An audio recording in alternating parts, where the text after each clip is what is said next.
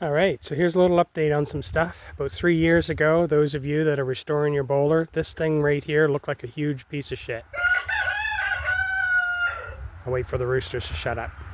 So anyway, I spent whole summer, good almost 2 months, sanding, refinishing, rebuilding, and now I've got this little bowler now.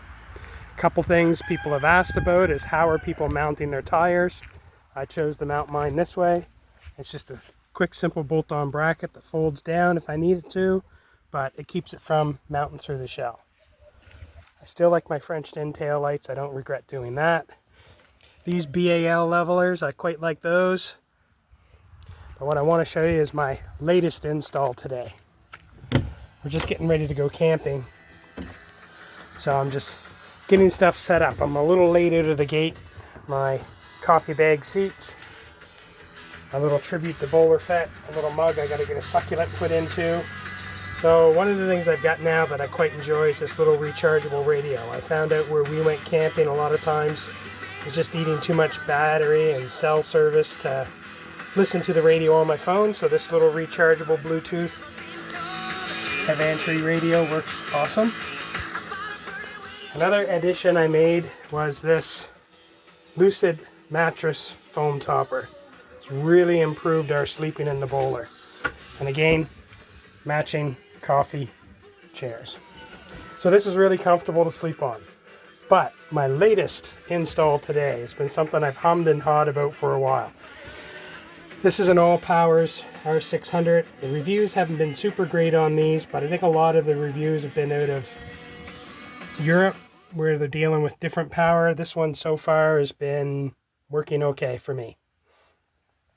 Has these little USB-Cs and A's, has a 12 volt, and as I found out last year camping when we were gone for 3 or 4 days, to use a hair dryer or a curling iron, it also has that feature as well.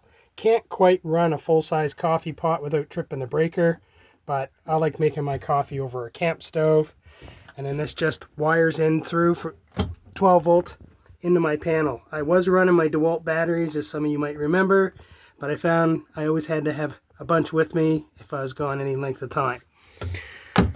And then, of course, I did the computer fan upgrade to my roof vent. So let's look at this and I'll show you how this thing works. So I thought about all kinds of things: solar power, lithium-ion batteries, deep cycle batteries. And in the end, I decided for the type of camping I wanted to do, one of these power stations will work perfect. I can plug it into my house. It recharges in like half an hour, 45 minutes fully. I can eventually buy a solar panel if I need to and plug in and recharge it. So I think this thing's going to meet 90% of my needs. So start up right here, power on. Currently you can see I'm at 93%, 3 days worth of power, and it'll tell me my input watts and my outputs. So if I want my power for my trailer, I just got to turn on my 12 volt side, and my computer fans fire up, and you can see the massive draw that they're making. Doesn't even register. So next up,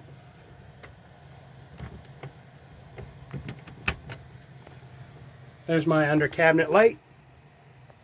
And that's just what I used for an upper cabinet support. Looks good, functional. I didn't have a metal one. So as you can see, the fans and that light draw about 12 watts. If I shut the fan off here,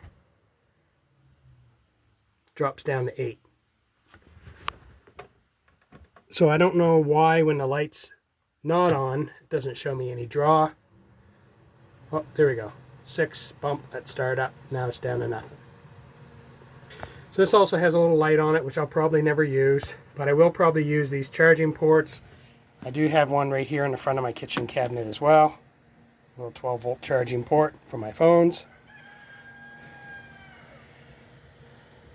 But yeah, other than loading up, we're pretty much ready for heading out camping at the lake. Just miscellaneous clamps and garbage. Oh yeah, I got a variable speed on the fan as well that I don't use. If I want to, I can slow it down. But then the fans make a little high noise hum at certain speeds. So I just run it at full.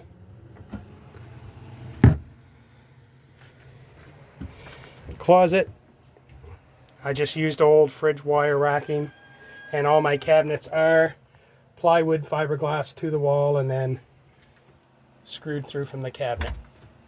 So far this hasn't caused me any problems, just screwing through the cabinet to the wall. I've been around the Cabot Trail and over some pretty rough roads, and the sidewall of my bowler has not fallen off yet. So again, work in progress always. It never ends. Thanks everybody from me and Bowler Fett.